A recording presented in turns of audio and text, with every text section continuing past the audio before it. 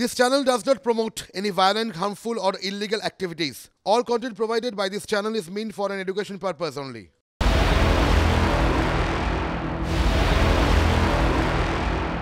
শাহজাহান বাহিনীর বিরুদ্ধে তো ইতিমধ্যে আমরা জানি সন্দেশখালী ক্ষোভে ফুটছে, অন্তত গত কয়েকদিনের যে ছবি আমরা দেখেছি, আর তার মধ্যে মূলত পরশু এবং গতকাল ক্ষোভের আগ্নেয়গিরি এই মুহূর্তে সেখানে। গতকাল আমরা দেখেছি এমন পরিস্থিতি হয় বিভিন্ন জায়গায়, তার মধ্যে অন্যতম উল্লেখযোগ্য হচ্ছে জেলিয়াখালী, যেখানে আমাদের সহকর্মীর ওপরও হামলা হয়, আক্রমণ চালানো হয়। শিবু হাজরার বাড়ি, পোলট্রি বাগান বাড়িতে উত্তেজিত জনতা, তারা আগুন দিয়ে দেন। জেলিয়াখালীর দখল নিতে আবার আমরা দেখি পাল্টা ঝাঁপিয়ে পড়ে শিবু হাজরারই লোকজন। স্থানীয় হালদারপাড়া গ্রামবাসীদের বাধা দেওয়া হয়, হুমকি দেওয়া হয়, বেধড়ক মারধরও করা হয়। আর সেই খবরই আমরা তুলে ধরতে গিয়েছিলাম, কারণ TV9 বাংলা সত্যের অনুসন্ধান করে। তারপরই রোষ নেমে আসে। কেন এত রোষ TV9 বাংলার ওপরে? 1 মাস পেরিয়ে গিয়েছে, এখনো পর্যন্ত শাহজাহানের টিকি পুলিশ ছুটতে পারেনি। প্রশাসন কি করছে? দায় কি আদৌ তারা এড়াতে পারে? এত দোনেও কেন টিকি ছুটতে পারছে না পুলিশ, এ প্রশ্ন কিন্তু গ্রামবাসীরাই করেছেন। আর সেই ক্ষোভেরই বহিঃপ্রকাশ আমরা দেখেছি। আজকের কি পরিস্থিতি, সেখানকার কি অবস্থা, সেই ছবিটা প্রথমে একবার তুলে ধরি। সৌরভের কাছে প্রথমে যাই। সৌরভ, কি ছবি আজকের দেখছো তুমি ওখানে?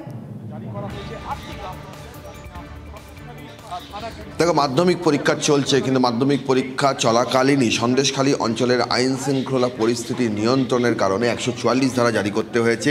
সন্দেশখালী থানার যে দেওয়াল, সে থানার দেওয়ালে তুমি দেখতে পাচ্ছ এখানে অর্ডার শিট, এখানে নির্দেশনামা এখানে কিন্তু টাঙানো রয়েছে। আর যেখানে পরিষ্কার বলা আছে যে whereas information is being received from the officer incharge Sandeshkhali police station that a tension is prevailing in Sandeshkhali police station area within Sandeshkhali police station jurisdiction on 9 February 2024, whereas it is also reported that a large number of people shall gather in front of Sandeshkhali police station with ulterior motive. Sandeshkhali police স্টেশনের সামনে অনেক মানুষের জমায়েত হচ্ছে এবং সেই কারণে এখানে কিন্তু 144 ধারা জারি করা হয়েছে। মূলত দেখো, যে বিষয়টা আমরা জানতে পারছি যে যেহেতু সন্দেশখালী, জেলিয়াখালী সহ যে 9টি দ্বীপ রয়েছে এখানে, সেই 9টি দ্বীপ অঞ্চলে এখানে কিন্তু থেকেই জমায়েত বিক্ষোভ হচ্ছে। সন্দেশখালী থানা সংলগ্ন এলাকায় সবচেয়ে বেশি জেলিয়াখালীর ঘটনা ঘটেছে, সেই ঘটনাটাও কিন্তু যথেষ্ট গুরুত্ব সহকারে পুলিশ দেখছে। ইতিমধ্যে সেখানে বারাসাতের ডিআইজি রেঞ্জ বা ডিআইজি বারাসাত রেঞ্জ সুমিত কুমার, তিনি কিন্তু সকালেই পৌঁছে তিনি জেলিয়াখালীর উদ্দেশ্যে রওনা হয়েছেন। সেখানেও কিন্তু পুলিশের একটি বড় ফোর্স মোতায়েন রয়েছে এই মুহূর্তে। জেলিয়াখালীর পরিস্থিতি অত্যন্ত থমথমে রয়েছে, এখনো সেখানকার মানুষের সেটাই হয়তো স্বাভাবিক। যা ছবি আমরা দেখেছি গত কয়েকদিনে, তার পরিস্থিতি থমথমে হবে এবং তারপরে নিয়ন্ত্রণে পরিস্থিতি রাখতে যে 144 ধারা জারি হবে সেটাও বোঝা যাচ্ছিল। কিন্তু সত্যি প্রশাসনও তো আরও কিছু গুরুত্বপূর্ণ ভূমিকা পালন করা দরকার। শুভজিৎ, একদমই তাই। দীক্ষা আমাদের সঙ্গে রয়েছেন, আমাদের সহকর্মী। যাবো দীক্ষার কাছে। দীক্ষা, যেদিনকে ঝামেলা হলো, মানে গত পরশু দিন আমরা দেখলাম একাধিক পুলিশ আধিকারিক সেখানে ছুটে গেছিলেন, এসডিপিও নিজে ছুটে গেছিলেন, অ্যাডিশনাল এসপি ছুটে গেছিলেন। আমরা এডিজি আইন শৃঙ্খলার মন্তব্য গতকাল শুনেছি। নবান্নকে ওই 144 ধারা জারি করেই খালাস হয়ে যেতে চাইছে। 144 ধারা জারি তো হয়েছে, মাধ্যমিক পরীক্ষা চলছে, তাদের জন্য কোনো আলাদা ব্যবস্থা কি করা হচ্ছে? দেখো, 144 ধারা মানে যে 4 জনের বেশি কেউ জমায়েত হতে পারবে না, এটাই হচ্ছে 144 ধারার মূল বক্তব্য। এবং সেটাই সেখানে জারি করা হয়েছে এবং ইন্টারনেট পরিষেবা বন্ধ করা হয়েছে।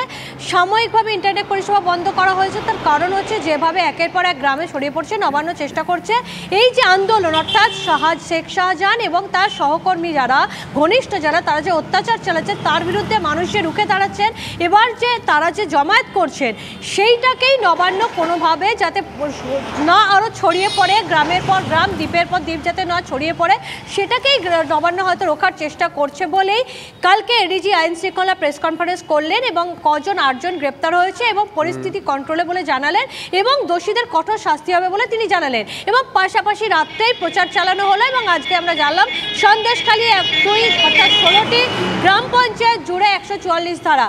তাহলে নবান্ন অর্থাৎ 144 ধারা জারি করার পেছনে এটা স্পষ্ট বোঝা যাচ্ছে যে আন্দোলন যে চলছে, অর্থাৎ যে জনরোষ পুরো সন্দেশখালী এলাকা জুড়ে ধামাচাপা দেওয়া ছিল এতদিন। শেখ শাহজাহানের ভয়ে প্রত্যেকে মুখ বন্ধ রেখেছিলেন, তারা যেভাবে জেগে উঠেছিলেন এবং মহিলারা পরশু দেখেছিলাম হাতে লাঠি বাঁশ সমস্ত কিছু নিয়ে রাস্তায় নেমেছিলেন, সেটাকে আটকাবার জন্যই যে এই 144 ধারা, সেটা বলার অপেক্ষা রাখে না।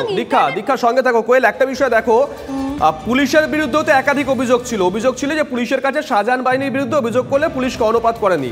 দেখো, পুলিশের বিরুদ্ধে একটা অভিযোগ, হামলা হলো 5ই জানুয়ারি, পুলিশ আটকাতে পারলো না, পুলিশের ব্যর্থতা বলছে অনেকেই।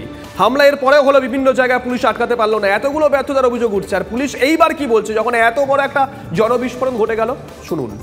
পুরো এলাকায় 144 করা হয়েছে।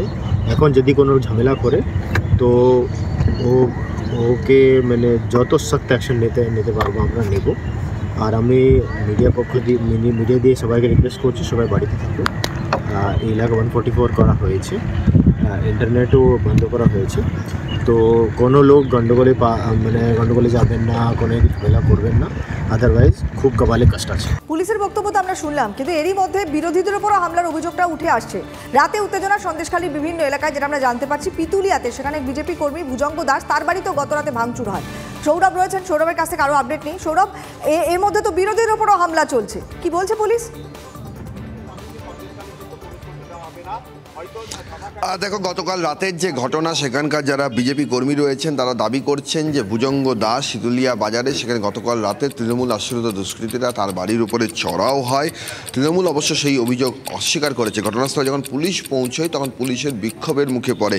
মূলত এই যে 144 ধারা জারি হয়েছে তার এটাও কিন্তু একটা বড় কারণ, যে বিভিন্ন দ্বীপাঞ্চলে যে ধরনের ঘটনা ঘটছে, যেভাবে সন্দেশখালী থেকে যা শুরু হয়েছিল, সন্দেশখালী থানা সংলগ্ন এলাকা থেকে, আর সেখান থেকে যেটা শুরু হয়েছিল তা জেলিয়াখালীর পাশাপাশি শীতলিয়া বাজারে কালকে ভাঙচুরের ঘটনা ঘটেছে। মণিপুর অঞ্চলে একটি মিছিল হয়েছে বলে আমরা জানতে পারছি। এবং এখানকার যারা আন্দোলনের সঙ্গে যুক্ত রয়েছেন বা যারা গ্রামবাসী রয়েছেন তারাও কিন্তু ক্ষণে ক্ষণে একটা কথা বলছেন, যা ধীরে ধীরে কিন্তু এই রোষ কিন্তু বা এই বিক্ষোভ কিন্তু, যেহেতু প্রত্যেকটা দ্বীপের মানুষই কোনো না কোনোভাবে এই শেখ শাহজাহান এবং শিবু হাজরার অনুগামীদের দ্বারা তারা দাবি করছে যে তারা অত্যাচারিত, সেই জায়গার থেকে দাঁড়িয়ে তারা কিন্তু সব জায়গায় সন্দেশখালীর ধাঁচে আন্দোলনের পরিকল্পনা তৈরি করছেন। আপাতত পুলিশ সেই আন্দোলনের পরিকল্পনাগুলোকে থামানোর জন্য, যাতে সন্দেশখালীর পর জেলিয়াখালীতে যে ঘটনা ঘটেছে, জেলিয়াখালীতে যে অগ্নিসংযোগ, পোলট্রি ফার্ম, তারপর দুপক্ষের মধ্যে সংঘর্ষ, সেই সংঘর্ষে আহতরা দাবি করছেন তারা ঠিকমতোভাবে হাসপাতালে পৌঁছতে পারেননি, তাদের চিকিৎসা হয়নি ঠিকমতো। এই পরিস্থিতির জন্য কিছু ঘটনা হয়ে যাচ্ছে। এখন দেখা যাক যে আদৌ পরিস্থিতির পরবর্তীতে পরিবর্তন হয় কিনা, কারণ ইতিমধ্যে তো 144 ধারা জারি করা হয়েছে, মাধ্যমিক পরীক্ষার্থীদের পরীক্ষা চলছে, এগুলো মাথায় রাখা হচ্ছে, কিন্তু আদতে বাস্তব ছবিটা ঠিক হয় কিনা আমাদেরও নজর থাকবে। সৌরভ, সঙ্গে থাকবে।